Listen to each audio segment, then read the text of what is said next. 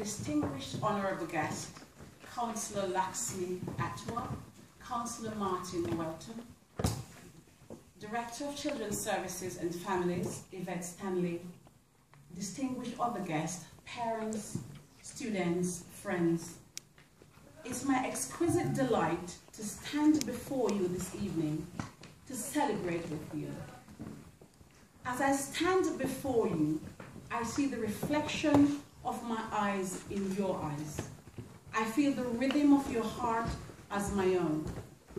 I feel your desire. I can feel your yearning to be well and do well in the world. I congratulate and celebrate all of you who've achieved and done so well sat here tonight. My heart is filled with what I do know for sure about how far this achievement can take you and what it takes that I know won't be able to be condensed in 10 minutes that I'm allowed. So I tried to compress it in 4 main points of what I feel really matters for you young people here this afternoon. And my prayer is that I will be a vessel so that the things that I leave you with tonight will go with you always and are pulled out when the times get tough. Tonight, my topic to you young achievers is dare to dare yourselves. The first point I want to leave with you is to know who you are.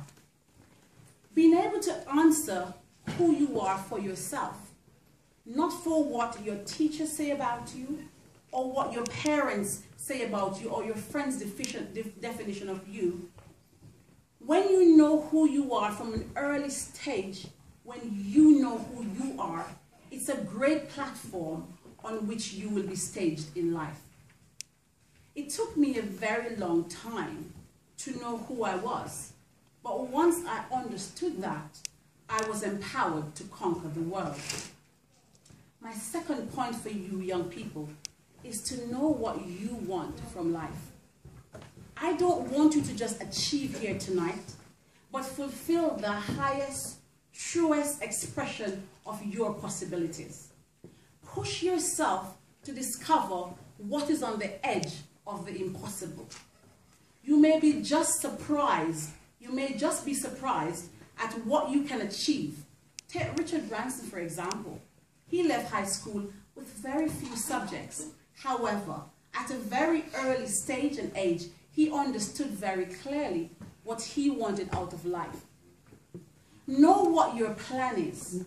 Know where you are going. Have a roadmap. Be in the driver's seat of your own life. As if you are not, life will drive you to a destination that you may not desire for yourself. The third point is identify what you are good at. And the moment you do so, build on it. Many people run around doing many things in school. You know, I used to be a teacher, so you know there are always some busybody people all about the place. And they don't really stop to grasp what they're really good at. And they end up very unhappy. Don't go to Leeds University because your friends are going there and they know that they want to do music. Instead, find what you're good at and go to that university and study that course, because you might just fulfill your self-actualized point. You will find those friends later for socialization, and make sure that you stay very grounded in that process. My fourth point for you tonight is to be aware of your brand. Everything you do, whether you're aware of it or not, you are building brand you. At school, amongst your friends, at home, on the road. Think of the girl in the class who's always, when she turns up, you think, oh my God, it's Amy again.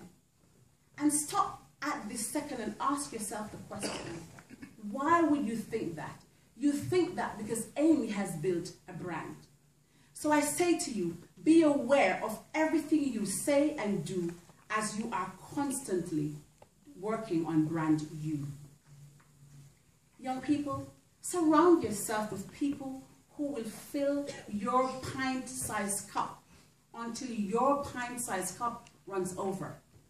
Once your cup runneth over, you will need to get a bigger cup. So get gallon-sized people who can hang in the same size as you. Let me tell you something. The 5 people you spend most of your time with define who you are. As I leave you this evening, I'll be sharing a clip with you, and I want to implore you to take and make the best you can of your life. I wish you to try hard. I want you to push yourselves and push a little bit harder to see how far you can go. I have done that for myself. As somebody who grew up in Jamaica, selling mangoes on the train to go to school, as young as 12 years old, having left high school without maths or English, today I stand before you with 2 MBAs, one in international relations and one a general MBA. But I've been a teacher, I've been a banker. My mom today doesn't know how to read and write, but I can stand proudly before you and say to you, it doesn't matter where you're from. It's where you plan to go. That is most important. I want you to leave this world or this room tonight and say to yourself, I will push myself a little bit harder. I will try to maximize my full potential. I will take this accolade I've been given and I am going to build on it. And after you've watched this clip, what I want you to think into your minds is a quote that Booker T. Washington said: success should not be measured by what you achieve, but by the hurdles you have overcome to achieve them. I know for a number of you who came up here today and those who are yet to come, it has been a struggle and a hurdle. But I'm so proud of you tonight that you stuck in there. And tonight we are celebrating the success of just that push and just that fight that you put up. Continue to fight hard. Continue to push hard. The sky is the limit. And as Martin said, the world is your oyster. You are surrounded by so many resources somebody like myself never had growing up. I did my science lessons under a mango tree using the sunlight to try and understand photosynthesis. You don't have to do that. So as I leave you with this clip, I want you to get the key point from the clip, that if this person can do it, so can you.